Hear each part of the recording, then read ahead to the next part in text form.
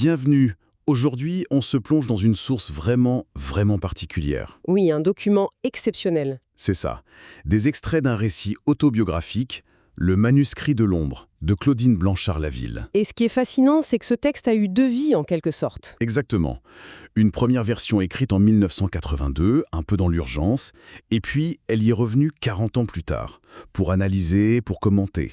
On va donc suivre une mémoire en mouvement. Voilà, on va explorer ce cheminement pour essayer de comprendre comment une blessure intime, silencieuse, peut se transformer tout au long d'une vie. Et pour ça, on va s'appuyer sur plusieurs concepts clés qui ressortent du texte. On va parler de ce qu'elle appelle le témoin non défaillant. C'est crucial. D'accord. On va aussi voir l'impact du déni familial, qui est d'une sorte de second traumatisme. Et puis il y a cette notion psychanalytique de l'après-coup. L'après-coup ? Oui, l'idée qu'un traumatisme n'est pas un événement figé, mais un processus qui se retravaille sans stress. C'est vraiment le récit d'une reconquête. Alors, commençons par le début, le besoin d'écrire. Le manuscrit s'ouvre sur une citation de Hegel que je trouve très puissante. Laquelle ? Vouloir penser sans les mots, c'est une tentative insensée.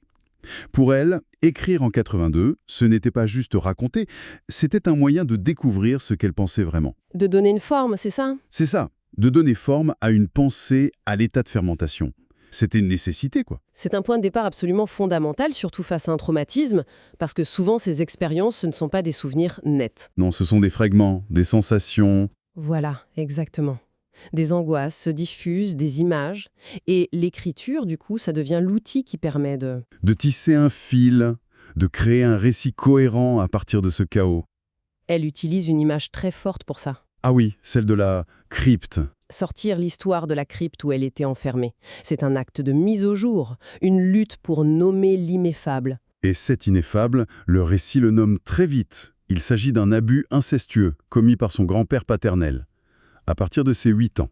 Mais ce qui est terrible, c'est la manière dont c'est fait. Oui, la mise en scène. Il ne présente jamais ça comme une agression, mais comme une sorte d'initiation didactique. C'est d'une perversité. C'est glaçant. Il lui disait des choses comme « c'est pour ton bien, je vais t'apprendre le plaisir ». On est là au cœur de la mécanique traumatique. Le texte fait référence au psychanalyste Sándor Ferenczi Oui, et à son concept de confusion de langue entre les adultes et l'enfant. C'est une idée capitale. L'adulte impose son propre langage, celui du désir, à un enfant qui ne connaît que celui de la tendresse. et le monde de l'enfant est complètement inversé. Complètement. La confiance devient un piège, l'abus est renommé éducation, et le plaisir une sorte de devoir, une tâche à accomplir. Mais comment un enfant peut se défendre contre ça ? Son vocabulaire, sa vision du monde, tout est façonné par les adultes. Si cet adulte lui dit que le poison est un remède. Il n'a aucun moyen de se défendre. C'est pour ça que ça provoque une fracture psychique si profonde. C'est ce qu'on appelle un clivage. C'est un mécanisme de survie. Oui, un mécanisme extrême. C'est comme si l'esprit se coupait en deux pour ne pas devenir fou. Une partie d'elle vit l'horreur, le dégoût, et une autre partie, déconnectée, essaie d'être la bonne élève de cette leçon terrible, Et ces deux parties coexistent. sans jamais se rencontrer. C'est ça qui est insoutenable, et qui crée des dégâts sur le très très long terme. Et pour ajouter à la complexité, cet homme avait une façade sociale impeccable. Ah oui, C'était un lépidoptériste reconnu, un collectionneur de papillons, passionné, autodidacte. Il y avait une pièce entière, son bureau, dédié à cette collection. et l'auteur décrit l'odeur de cette pièce, n'est-ce pas ? Oui, une odeur très forte, de produits chimiques, de paradichlorobenzène et de cyanure, pour tuer et conserver les insectes. Cette métaphore du collectionneur de papillons est d'une puissance symbolique, glaçante. Pourquoi ? Si on y pense, que fait un lépidoptériste ? Il repère une créature belle, vivante, fragile. Il la chasse, la capture, la tue. Avec du cyanure. Oui. Puis, il la transperce d'une épingle pour l'immobiliser dans une boîte, sous une étiquette. C'est une image presque parfaite de la prédation. Il la transforme en objet. Exactement. Il la prive de sa vitalité, de son enfance, et la transforme en spécimen inerte pour sa propre satisfaction. C'est une violence. On a l'impression que pour lui, elle n'est même plus une personne, mais un objet d'étude. C'est ça. Et cette odeur toxique du bureau, ce mélange de poison, ça devient le symbole de toute l'atmosphère psychique de la maison. Une ambiance mortifère ? Voilà. Et c'est cette toxicité qui va se révéler de la manière la plus cruelle lorsque l'enfant essaie de parler. Oui, Cette ambiance, on la retrouve au cœur de la famille. Parce que quand elle trouve enfin le courage de se confier à sa mère, la réaction est un second choc. Peut-être encore plus destructeur. Oui, sa mère lui répond cette phrase terrible, dit « ne pas le dire si ce n'est pas vrai ». Cette phrase est un coup de poignard. C'est ce qu'on appelle le démenti. C'est le deuxième traumatisme. Le premier, c'est l'agression. Le second, c'est de ne pas être cru. Le déni de l'entourage. Absolument. Et le texte le dit très clairement. Le pire, c'est ça. Parce que le démenti invalide la réalité de l'enfant. On lui dit « ce que tu as vécu n'a pas existé, tu inventes, tu es folle ». Et à partir de là, la décision est prise. On étouffe l'affaire. La devise, c'est « le linge sale se lave à huis clos ». Et derrière ça, il y a cette conviction tragique. Que la petite oubliera. C'est l'illusion de beaucoup de familles. Mais le silence n'efface jamais rien. Il ne fait qu'enfouir le traumatisme, le laissant pourrir sous la surface. L'oubli est impossible. Ça se transforme en symptômes, en angoisse. Voilà. Et en refusant de nommer la vérité, la famille la condamne à porter seule le poids de l'agression, mais aussi le poids de la culpabilité et de la folie. Et c'est là que le récit bascule. Des années plus tard, une figure clé entre en scène. Sa psychanalyste, qu'elle appelle juste la dame. C'est sobre, oui. Et cette femme va devenir tout ce que sa famille n'a pas été. Un témoin non défaillant. Le choix des mots est crucial, hein. Un témoin, c'est quelqu'un qui atteste de la réalité d'un fait. Et non défaillant, Ça veut dire qu'il ne va pas flancher, pas douter, qu'il ne va pas la trahir comme sa mère l'a fait. Cette thérapeute est la première à écouter son histoire et à la valider, sans ambiguïté. elle pose les mots justes. Elle nomme l'agresseur un incesteur. Un mot qui n'existait pas pour l'enfant. Et cette validation a un effet cataclysmique. Elle l'écrit en majuscule, comme un cri. On le sent, hein. Oui. Oui, je n'avais pas rêvé, et oui, cela avait eu lieu. Non, je n'étais pas folle. On sent le poids qui se soulève. C'est un moment de refondation. En croyant sa parole, la thérapeute lui rend sa réalité. Elle restaure une vérité qui avait été confisquée. Et surtout, elle permet de déplacer la honte. Ah oui, la honte change de camp. Exactement. Jusque-là, c'était la victime qui portait la honte. Le témoin dit implicitement « Je résiste à vous ». La honte et la folie ne sont pas de votre côté, elles sont du côté de l'agresseur. Et c'est à partir de là que la reconstruction peut vraiment commencer.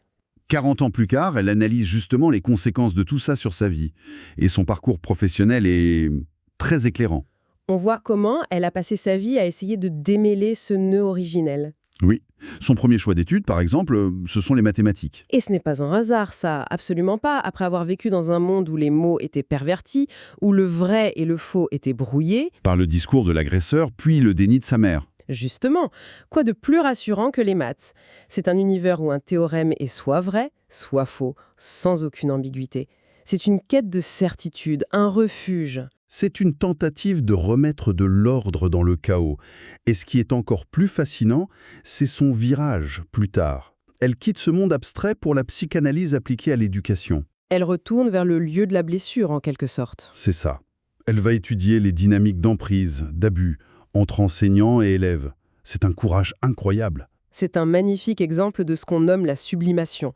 Elle ne fuit pas le traumatisme, elle le transforme. Elle prend la matière brute de sa souffrance et en fait un savoir, une expertise qu'elle peut transmettre. Sa vie professionnelle devient un laboratoire pour comprendre ce qu'elle a subi. C'est ça. C'est une forme de réparation, pour elle et pour les autres. Le texte évoque aussi le traumatisme complexe pour expliquer que ce n'est pas un événement unique. Non, c'est une situation qui s'est étalée dans le temps et qui a fragmenté son identité. On le voit dans des détails comme sa compulsion à tout archiver, sa peur panique de l'oubli. Tout à fait. Et cette compulsion à archiver, c'est une conséquence directe. Un trauma, par sa violence, empêche le cerveau de l'enregistrer correctement. Il ne crée pas de traces mémoriales cohérentes. D'accord. Donc, des années plus tard, elle cherche à surcompenser. En archivant tout, elle se bat contre l'effacement, contre le déni. Elle crée matériellement les traces que sa mémoire n'a pas pu former à l'époque. C'est tout le travail de l'après-coup. En définitive, ce manuscrit, c'est le récit d'un voyage extraordinairement long. Oui, Entre le secret des années 80 et cette réflexion publique, on comprend que guérir, ce n'est pas du tout oublier. non, elle le formule très bien. Il ne s'agit pas de liquider le passé, mais de le porter, l'intégrer, vivre avec. Et on peut relier ça à une vision plus large, non ? Oui, On peut dire que son travail lui permet d'accomplir ce qu'un psychanalyste comme René Caès appelle une transmission transitionnelle, par opposition à une transmission répétition. Alors, ce sont des termes un peu techniques. Oui, mais l'idée est simple. La transmission-répétition, ce serait de rejouer le traumatisme sans le comprendre. En devenant soi-même abusif ou en nouant des relations destructrices? Voilà. Ou en transmettant l'angoisse à la génération suivante. La transmission transitionnelle, c'est l'inverse. C'est ce qu'elle fait. Elle prend le poison, elle l'analyse et elle le transforme en antidote. En connaissance, en compréhension, en une œuvre? C'est ça. La douleur devient un héritage utile et non plus une malédiction. Elle brise le cycle du silence. Elle reprend le pouvoir sur son histoire. Pour finir, il y a une pensée qu'elle soulève elle-même et qui est assez vertigineuse. Oui, Vers la fin, elle en vient à envisager son grand-père non plus seulement comme un monstre, mais aussi comme un enfant. Elle apprend qu'il était le dernier d'une grande fratrie, peut-être lui-même négligé. ah oui. Et ça nous laisse avec une question complexe. Dans quelle mesure est-ce que la compréhension de l'histoire d'un agresseur peut coexister avec la reconnaissance de la souffrance de la victime, sans jamais bien sûr excuser l'acte ?